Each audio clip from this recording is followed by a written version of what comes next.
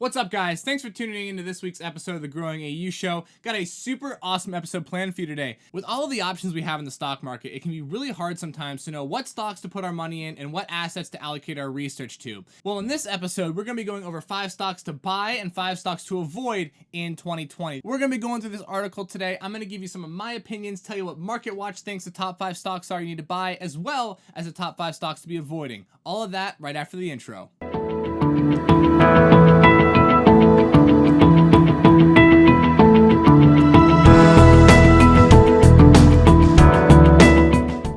This episode today, guys, is sponsored by the subscribe button, so if you wouldn't mind smashing that for us, I would highly appreciate it. But let's jump on into this episode. So there's so many options out there when it comes to stocks for us to purchase, but a couple of these stocks have been performing rather well. So the first 2 stocks we're going to be looking at today, one to buy, one to avoid. Alibaba and Amazon. Now, most of you have heard of Amazon. I'm sure you use Amazon on a daily basis. I don't have to dive much into that right now. Amazon stock currently at $2,483. That is up 476% over the last 5 years, doing big things. Jeff Bezos really rocking and rolling in the e-commerce world. Don't really have to, talk much there. We all know what Amazon is up to. However, Alibaba is something you may not be familiar with. So what they're saying, MarketWatch.com is saying that Alibaba is a stock you want to be buying, while Amazon is a stock you may want to consider avoiding. So here's what's going on.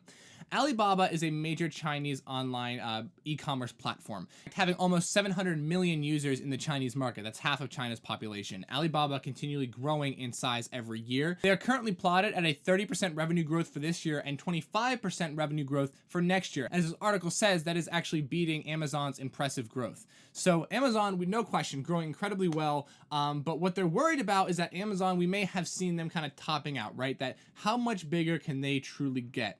Right now, one of the big problems is that actually the president and the EU finally agreeing on something, that Amazon is becoming a problem. We have Elon Musk cracking down on Jeff Bezos and Amazon. Really, a lot of people calling Amazon for some reform. We actually have a video on that right here talking about the downfall of Amazon. A lot of charges being placed against Amazon right now, and we may see some serious restrictions on their business in the future, which would undoubtedly, if not hurt their stock price, at least halt their growth. So right now, what they're saying is that Alibaba, in a relatively untapped new emerging market space, could present some incredible gains for investors. Experts think the same thing as well. I'll show this right here, that Alibaba currently at a 100% buy rating by analysts from MarketWatch.com. These are taken from Robinhood, courtesy of them. But we look over at Amazon, pretty much very similar, up in those high 90s as well. So really, both of these stocks right now posing some great possibilities for investors. I think what they're saying with Alibaba, though, is that is a very much so a growing stock. Currently at $219.11, and they are up 143% over the last 5 years. So not quite as impressive growth as Amazon, but they're not as big as Amazon yet. And I think what experts are thinking is that Alibaba could be the next Amazon. Also, let's be honest, there's probably a lot of us that don't have exactly $2,500 lying around to buy one share or multiple shares of Amazon, but most of us could probably afford to float $220 into Alibaba. And if Alibaba continues to grow as they predict, we may see some wonderful returns on the part of the investor. So really kind of some interesting things going on with Alibaba and Amazon. Where you decide to kind of place your flag is going to be up to you, maybe in both if possible, but MarketWatch.com thinks Alibaba is a stock you need to be looking into in 2020. Moving right on to number 2, most of us are familiar with Big Pharma. Big Pharma stocks often referred to as recession-proof stocks, simply because of the fact that, people always have to invest in their health. People are always buying things to keep themselves healthy. You may be kind of hurting for money, but if you need insulin, you're going to get insulin. You may need EpiPens if you're allergic to things. So Big Pharma, a lot happening there, often referred to as recession-proof stocks. Well, they're talking about one stock here that there's a lot of Big Pharma companies you can get into.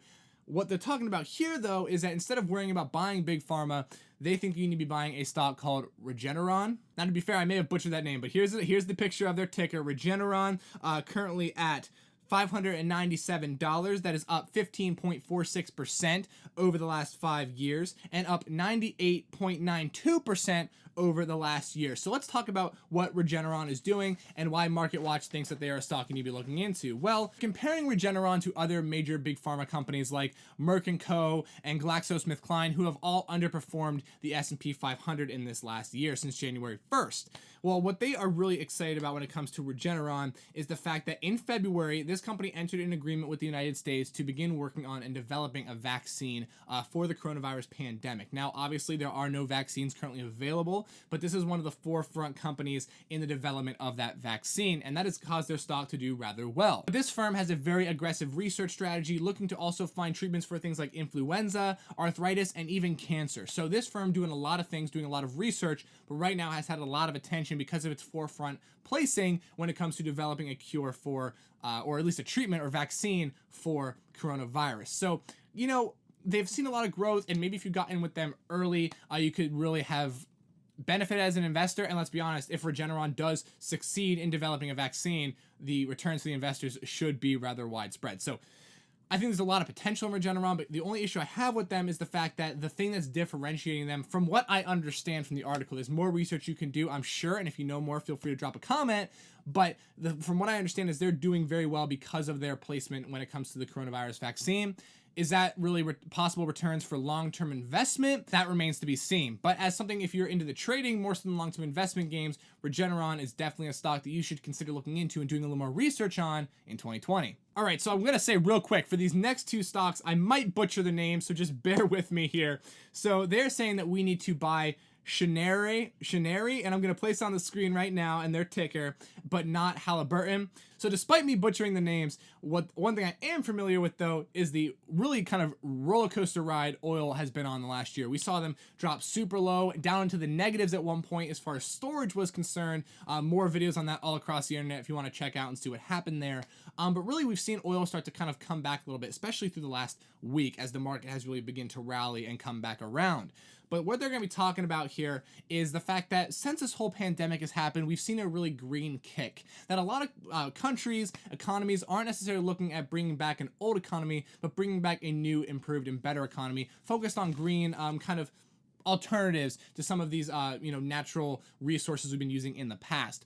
Also, the fact that we've seen that now telecommuting to work is becoming a far more viable option, as well as the fact that electric cars are beginning to sweep the market by storm as well, maybe possibly bringing the returns from oil down over the next 5 to 10 years. So what Regeneron, again, apologize for that pronunciation, is proposing is that they are a natural gas company. The reason that they're liking that, the reason they like natural gas is because of the fact that it has lower costs and comparatively cleaner status as compared to some of its other fossil fuel cousins and relatives like, coal and oil and stuff like that.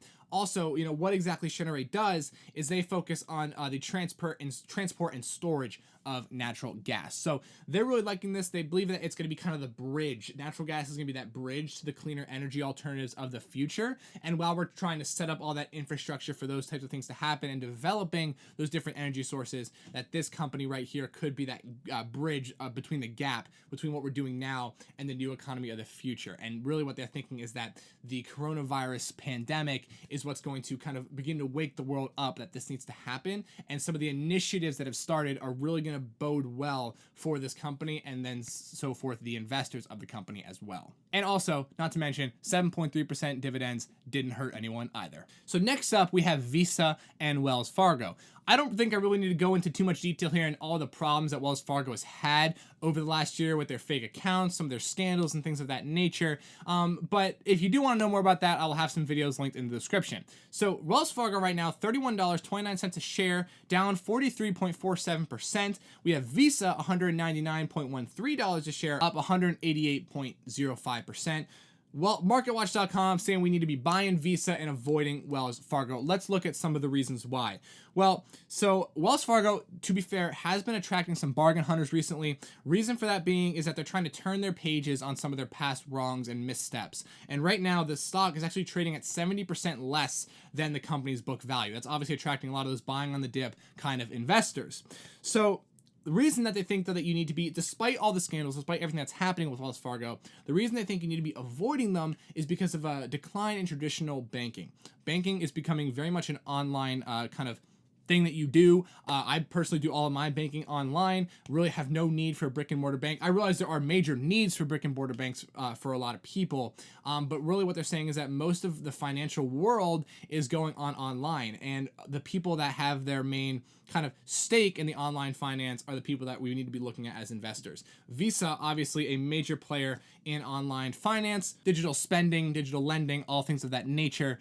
They think it's going to do really well. Not to mention the fact that Wells Fargo has grown about an average of 2% over the last few years, whereas Visa has grown 20% over the last few years as well. So what that's saying is that Wells Fargo having some more significant problems than just their scandals, whereas Visa is kind of soaring and taken off. So they're saying, take a look at Visa, stay away from Wells Fargo. Let's jump on to number 5. So finally at number 5, we have buy Nike, avoid Campbell's Soup. How these two compare, well, let me kind of explain. So Campbell's Soup has actually seen kind of a resurgence since the pandemic has taken place. A lot of people buying canned soup, stuff like that. They're staying at home, not going out to eat, and Campbell's Soup has done quite well. In fact, Campbell's Soup has served 25% since its March lows. They've been unloading into international business. They've also purchased and acquired American snack producer Snyder-Lance. But the problem that MarketWatch has with this is that they say neither of those two things are really indicative of long-term growth. Simultaneously, the fact that you can't base your business strategy off the fact that people are buying your product because of this pandemic. Neither of those things are really matching up for long-term growth. So that's what they're saying here. They're saying that, you know, Campbell is not a brand that is really going to transcend the ages, saying that it's kind of an older brand and that younger generations are going to have no reason to continue purchasing Campbell's Soup. That's what MarketWatch is saying, but they are saying that we do need to be taking a look at Nike. Before we do that though, where is Campbell's Soup currently trading? So they're currently at $48.13 a share, down 0.45%. So not quite as bad as we've seen with some of these other companies, as we've seen that Campbell's Soup has been doing quite well since March, but they just don't think that's going to be continuing into the future. Nike, however, which we've done a video on right here, is doing quite a different thing. So as we talked about in that video, Nike is really increasing their online digital presence, and MarketWatch is loving that. They're saying that because Nike is doing those things, what that's going to allow Nike to do is continue to meet their consumers' demands while having, as the article puts it, juicy margins. So they're really glad that Nike is going to continue to increase their online presence. And again, more of that in that video. Also, not to mention that Nike has grown 36% year over year. And these people over at MarketWatch are really loving it. Nike, where are they currently trading? So they're currently trading at $102.75, and that's up 101.93%. Nike doing some big things. Really kind of enjoy that video. Definitely check it out. A lot there for you. So let me know what you think about some of these stocks. I do want to say real quick, the author of this paper, it's a Jeff Reeves, does not own any of these stocks. I do want to make that clear. I just think I find that important to know whether or not the author is currently owning any of these companies. I feel like that helps sometimes when it comes to the information that you're being provided with. So let me know what you think about some of these stocks. Are you going to purchase them? Are you going to avoid others? I don't necessarily think that, you know, like all of these are perfectly great. I think the Alibaba, Amazon one, that's just a great one to look at because we don't always have that $2,500 to invest. Alibaba is doing some great things as well. But again, like everything else, each one of these stocks has problems. They have upsides and require far deeper research than just this video alone. If there's any one of these stocks that you want to see more of, drop us a comment down below, along with your thoughts on the investments and assets and things of that nature, and we'll be sure to give you a full breakdown of any of the stocks in this video that you want to know more about. With that being said, guys, appreciate all of you watching. Thank you for the never-ending support. Check out the description below for a whole bunch of valuable investing finance resources. And with that, I will catch you next time.